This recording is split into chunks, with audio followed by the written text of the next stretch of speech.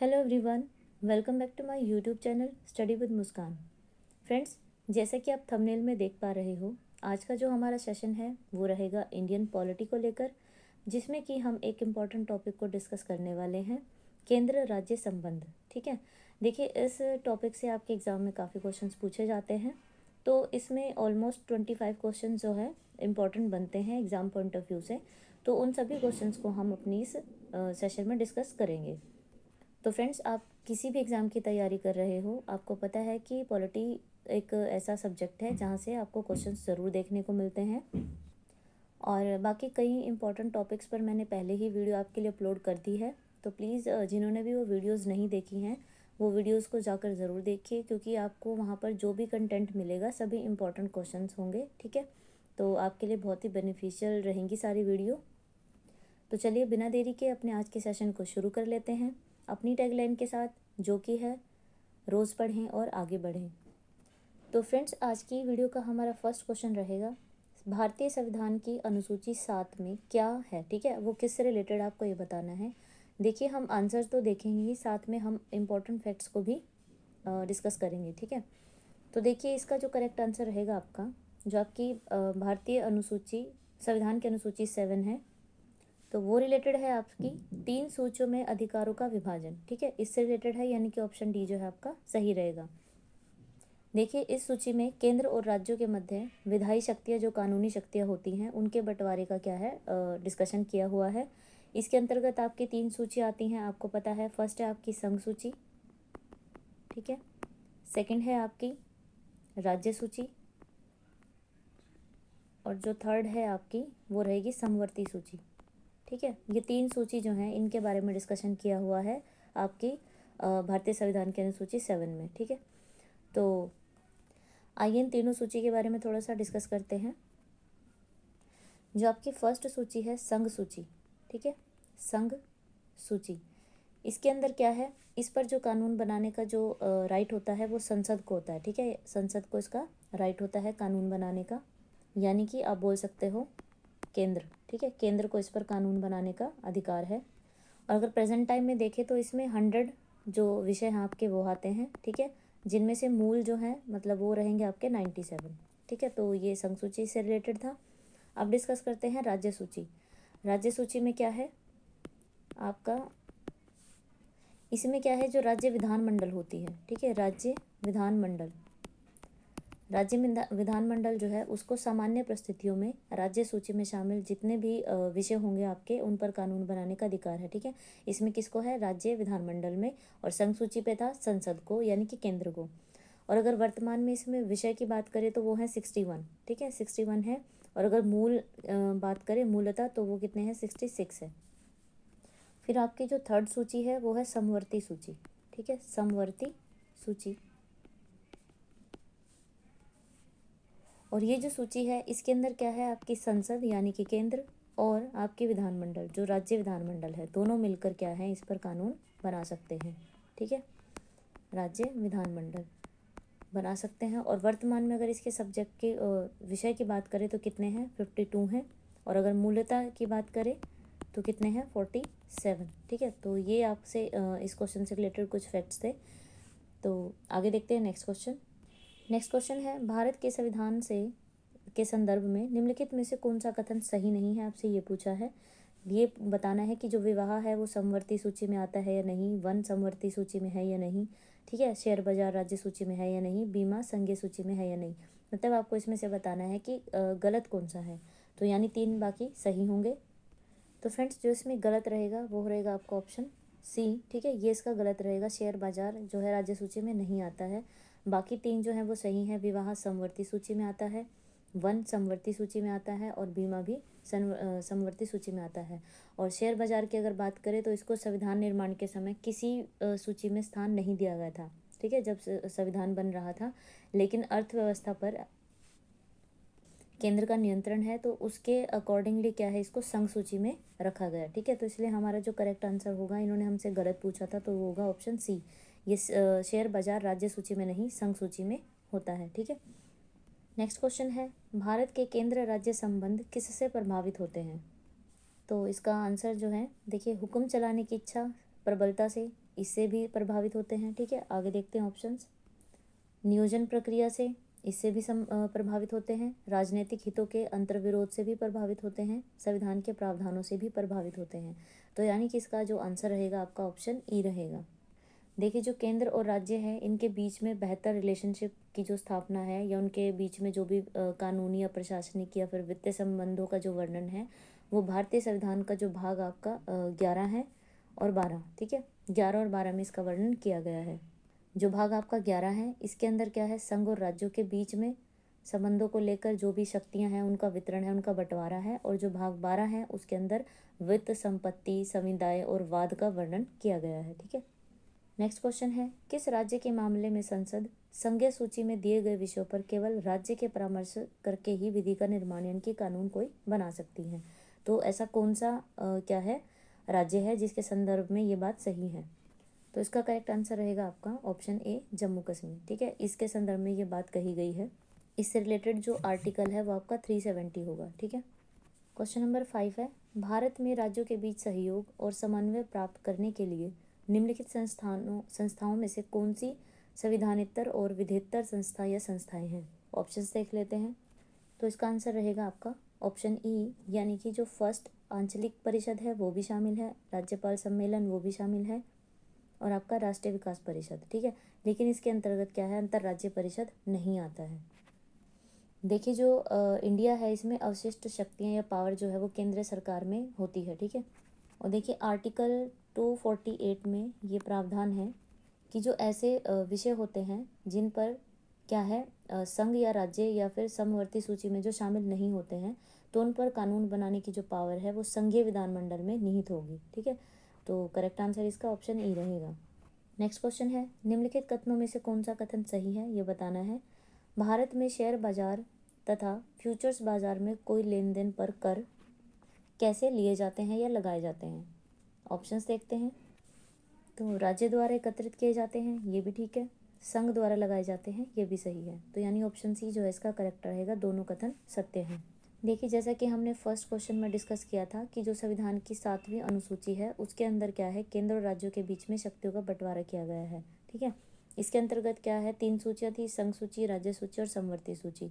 जो शेयर बाजार तथा फ्यूचर बाजार में मतलब लेन देन होता है उस पर कर लगाने का जो अधिकार है वो संघ सूची के अंतर्गत आता है। ठीक है, लेकिन जो आर्टिकल 268 है, ठीक है, इसके तहत ऐसे कर केंद्र के द्वारा लगाए जाएंगे लेकिन राज्यों द्वारा संग्रहित और विनियोजित किए जाएंगे। ठीक है, ये इसका इंपॉर्टेंट फैक्ट था। नेक्स्ट क्वेश्चन है, केंद्र और राज्य के बीच केंद्रीय संसाधनों के निर्णय पर परामर्श करने के लिए राष्ट्रपति द्वारा किस निकाय का गठन किया जाता है? तो इसका करेक्ट आंसर रहेगा ऑप्शन ए, वित्त आयोग का गठन किया जाता है। और देखिए, इस बात का जो प्रावधान है वो आर्टिकल 280 में दिया गया है। और जो वित्त आयोग है ये एक संवैधानिक संस्था भी है। इसमें एक अध्यक्ष और 4 अन्य सदस्य होते हैं। ठीक है, इसके जो गठन का जो एम होता है वो केंद्र और राज्य के बीच केंद्रीय संसाधनों के निर्णय पर जो भी परामर्श है वो देना होता है। और जो पहला वित्त आयोग था वो 1951 में, ठीक है, उसका क्या है, गठन किया गया था। और जिसके अध्यक्ष की बात करें तो वो थे सी नियोगी। ठीक है, सी, एक सेकेंड, नियोगी, ये इसके क्या थे, प्रथम अध्यक्ष थे। और अगर बात करें अब तक की तो इंडिया के अंदर 15 वित्त आयोग जो है उनका गठन किया जा चुका है। और सामान्यतः क्या होता है, हर 5 साल पर वित्त आयोग की नियुक्ति की जाती है। ठीक है, अब आपको क्वेश्चन का आंसर करना है कमेंट बॉक्स में। आपको बताना है कि जो 15वें वित्त आयोग हैं उसके अध्यक्ष कौन है। ठीक है, ये आपको कमेंट बॉक्स में आंसर करना है। चलते हैं नेक्स्ट क्वेश्चन की ओर।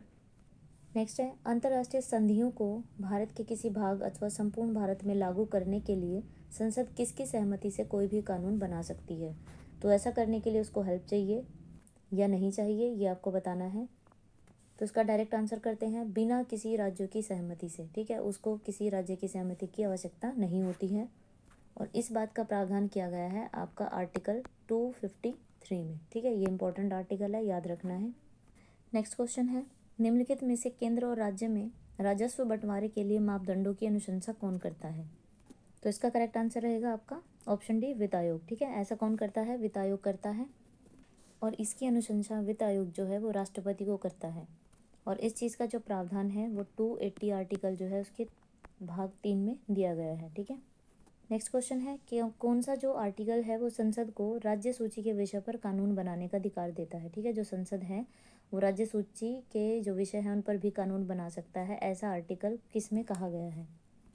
तो वो आर्टिकल रहेगा आपका आर्टिकल 249। ठीक है, इसमें ये इसको राइट दिया गया है। देखिए, इस आर्टिकल में कहा गया है कि जो राज्यसभा है विशेष बहुमत के द्वारा राज्य सूची के किसी विषय पर लोकसभा को 1 साल के लिए कानून बनाने का जो अधिकार है वो कर सकती है, यदि वह इसे राष्ट्रीय हित में आवश्यक समझे तो। अब बात करते हैं जो ये 221 यानी कि जो आर्टिकल है 221, इसमें क्या कहा गया है। ये जो आर्टिकल है ये सैलरी से रिलेटेड है, जो कि हाई कोर्ट के जो भी जजेस होते हैं उनकी जो सैलरी होती है उससे रिलेटेड है। और जो आर्टिकल 183 है ये जो रिलेटेड है ये आपका जो विधान परिषद के सभापति होते हैं या फिर उप सभापति होते हैं, अगर वो अपना रिज़ाइन दे देते हैं या फिर उनको हटाए जाने से जो भी रिलेटेड प्रावधान होते हैं वो सभी आर्टिकल 183 में दिए गए हैं। 221 हम डिस्कस कर चुके हैं, ये रिपीट हो गया। ठीक है, तो आंसर जो हमारा था आर्टिकल 249 था। ठीक है, नेक्स्ट क्वेश्चन देखते हैं। निम्नलिखित में से कौन कौन से विषय हैं जिन पर कम से कम आधे राज्यों के विधानमंडलों के अनुसमर्थन से ही संविधान संशोधन संभव होता है। ठीक है, किसी संविधान में संशोधन करना है तो उसके लिए क्या है, आपको कौन सी कंडीशन जो है वो फॉलो करनी है। ऑप्शंस देखते हैं इसके। तो ये जो आपके विषय हैं ये हैं 7वीं अनुसूची में कोई भी सूची, करेक्ट है। संसद में राज्यों का प्रतिनिधित्व, ये भी विषय सही है। राष्ट्रपति का निर्वाचन, ठीक है, यानी कि ऑप्शन जो ई है वो आपका करेक्ट रहेगा। 1 2 3 तीनों सही हैं। और देखिए जो क्वेश्चन में हमसे पूछा गया है कि जो इससे रिलेटेड आर्टिकल है 169 है, इसके जो अकॉर्डिंग कम से कम आधे राज्यों के विधानमंडलों के अनुसमर्थन से ही संवैधानिक संशोधन संभव है। और जो आपका आर्टिकल 368 का सेकंड पार्ट है, ठीक है, इसमें क्या है, संशोधन की प्रक्रिया का पूरा वर्णन किया गया है। इसके तहत किसी राज्य की विधान परिषद की समाप्ति शामिल नहीं है, इसलिए हमारा ऑप्शन जो डी था वो इसमें शामिल नहीं था। नेक्स्ट क्वेश्चन देखते हैं। भारतीय संविधान का कौन सा भाग और अध्याय संघ और राज्यों के बीच विधायी संबंध में के बारे में सही है। ऑप्शंस देखते हैं। तो इसका करेक्ट आंसर रहेगा ऑप्शन सी, भाग 11 और अध्याय 1। देखिए जो भारतीय संविधान के भाग 11 है इसका जो अध्याय है ये क्या है, संघ और राज्यों के बीच विधायी संबंधों, जबकि अध्याय जो 2 है वो क्या है, संघ और राज्यों के बीच विधायी संबंध के बारे में बताया गया है। और इसी भाग और अध्याय से विधायी शक्तियों का वितरण भी किया जाता है। ठीक है, तो करेक्ट आंसर रहेगा ऑप्शन सी। नेक्स्ट क्वेश्चन है, केंद्र सरकार किसकी सिफारिशों के आधार पर भारत की समेकित निधि से राज्यों को सहायता अनुदान देती है। ऑप्शंस देखते हैं। वित्त आयोग की सिफारिश पर, ठीक है, तो इसका करेक्ट आंसर ही कर लेते हैं डायरेक्ट, तो वो है ऑप्शन ए, वित्त आयोग की सिफारिश पर। तो यानी जो केंद्र सरकार है वो वित्त आयोग की सिफारिशों के आधार पर ही भारत की समेकित निधि से राज्यों को क्या है, सहायता अनुदान देती है। ठीक है, नेक्स्ट क्वेश्चन है, निम्नलिखित में से किस एक वाद में भारत के उच्चतम न्यायालय ने अभिमत दिए जो केंद्र और राज्य संबंधों में प्रत्यक्ष संबंधित है।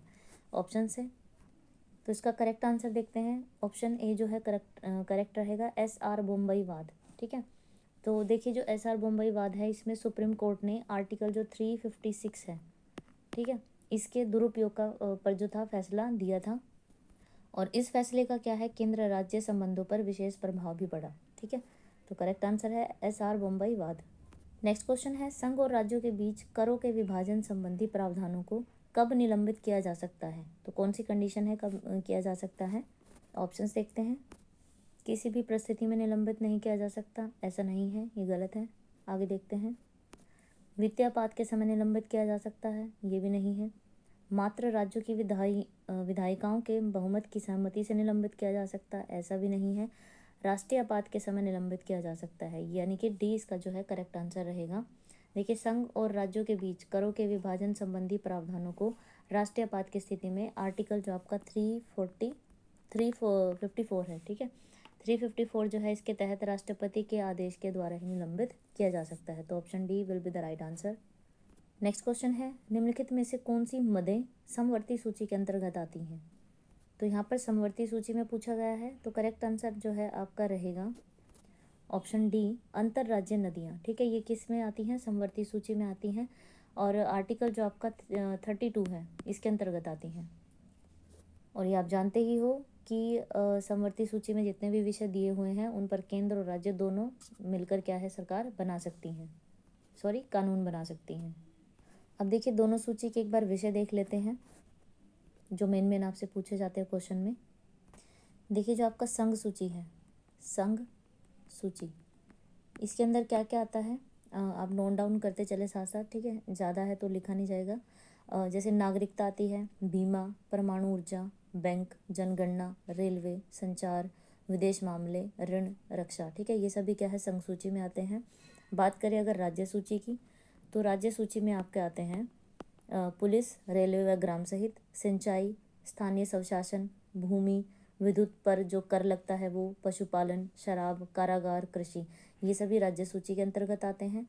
और अगर बात करें आपकी थर्ड समवर्ती सूची की, तो इसके अंतर्गत आपका आता है शिक्षा, वन, विवाह व विवाह विच्छेद, मजदूर संघ, वन्यजीव जंतुओं का संरक्षण, जन्म मरण पंजीकरण, कारखाने, दंड विधि या बाट बाप माप, ठीक है, ये सभी क्या है समवर्ती सूची के विषय हैं। तो ये इंपॉर्टेंट जो विषय हैं इनसे कई बार क्वेश्चन पूछे जाते हैं, तो आप इन सभी को ध्यान रखें।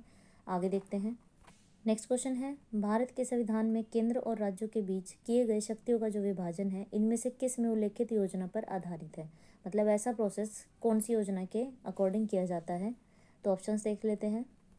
तो इसका करेक्ट आंसर है ऑप्शन सी, भारत सरकार अधिनियम 1935, ठीक है। ये सभी को पता है कि भारतीय संविधान में केंद्र और राज्यों के बीच जो शक्ति का बंटवारा है, वितरण है, वो भारत सरकार अधिनियम 1935 पर आधारित है, ठीक है। आगे देखते हैं।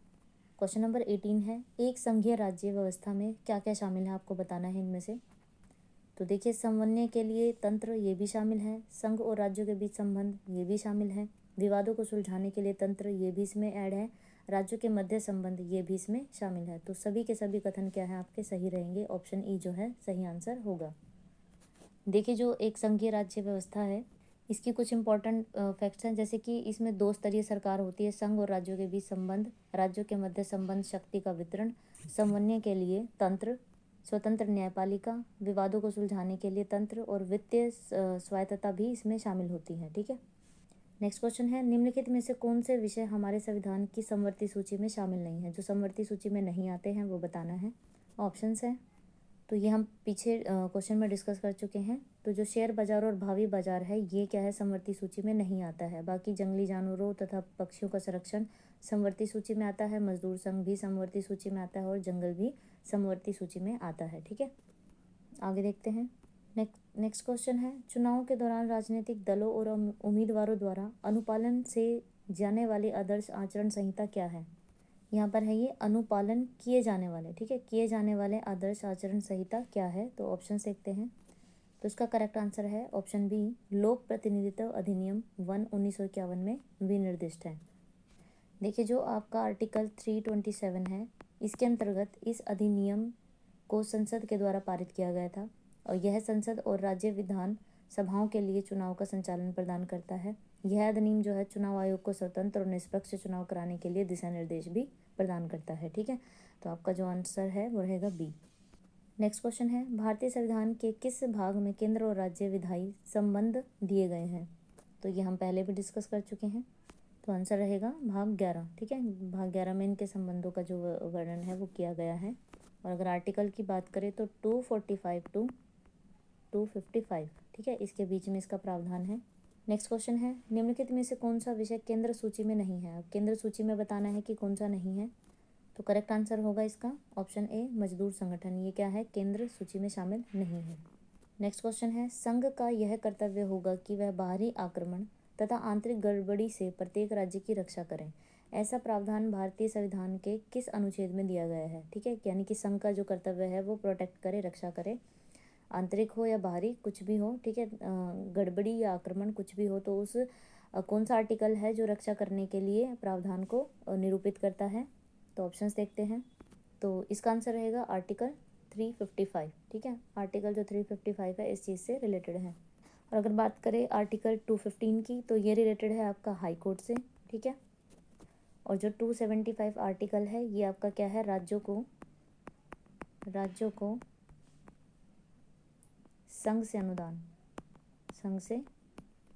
ये इस चीज़ से रिलेटेड है। और जो आर्टिकल 325 है ये क्या है, मताधिकार से रिलेटेड है, ठीक है। सारे आर्टिकल आपको ध्यान रखने हैं। नेक्स्ट क्वेश्चन है, निम्नलिखित में से कौन सा विषय समवर्ती सूची में है। तो इसका फर्स्ट ऑप्शन ही सही है। ठीक है, शिक्षा, शिक्षा जो है समवर्ती सूची में आता है। आगे भी ऑप्शन देख लेते हैं, तो ये नहीं आते हैं। ठीक है, इसलिए क्या है, इसका करेक्ट आंसर ए ही रहेगा। शिक्षा जो है हमारा समवर्ती सूची में आता है। नेक्स्ट क्वेश्चन है, आज की वीडियो का लास्ट क्वेश्चन है, भारत में किस में अवशिष्ट शक्तियाँ निहित होती हैं? तो आप सभी इसका आंसर जानते हो, ऑप्शन सी जो है करेक्ट आंसर रहेगा, केंद्र सरकार में। अब ये क्वेश्चन एक और रहता है, किस अनुच्छेद में केंद्र सरकार तथा राज्यों के मध्य आर्थिक संबंधों की विवेचना की गई है? जो इकोनॉमिकल रिलेशन है इन दोनों के बीच में, तो वो आर्टिकल कौन सा बयां करता है? तो इसका करेक्ट आंसर है ऑप्शन बी, आर्टिकल 268 टू 281 के अंतर्गत क्या है, केंद्र सरकार तथा राज्यों के बीच आर्थिक संबंधों की विवेचना की गई है। और इसके अंदर क्या है, संघ और राज्यों के बीच राजस्वों का जो बंटवारा है या वितरण है उससे संबंधित उपबंध भी दिए गए हैं। सॉरी फ्रेंड्स, अभी 2 क्वेश्चंस और रहते हैं। ठीक है, तो देखिए, भारत के संविधान से संबंधित निम्नलिखित युग्मों में से कौन सा सही सुमेलित नहीं है, आपको ये बताना है। यहाँ पर क्या है, युग्मों है। तो लोक स्वास्थ्य जो है राज्य सूची में आता है, ये करेक्ट है। वन जो है समवर्ती सूची में आता है, ये भी सही है। डाकघर बचत बैंक ये संघीय सूची के अंतर्गत आता है, ये भी सही है। शेयर बाजार समवर्ती सूची में नहीं आता है, तो इसलिए ये गलत है। जो शेयर बाजार है वो किस में आता है, संघ सूची में। ठीक है, नेक्स्ट क्वेश्चन है, केंद्र और राज्य के बीच विवादों के निस्तारण की भारत के उच्चतम न्यायालय की शक्ति किस अधिकारिता के अधीन आती है? तो इसका करेक्ट आंसर रहेगा आपका ऑप्शन बी, आरंभिक अधिकारिता। ठीक है, इसके अंतर्गत आती है।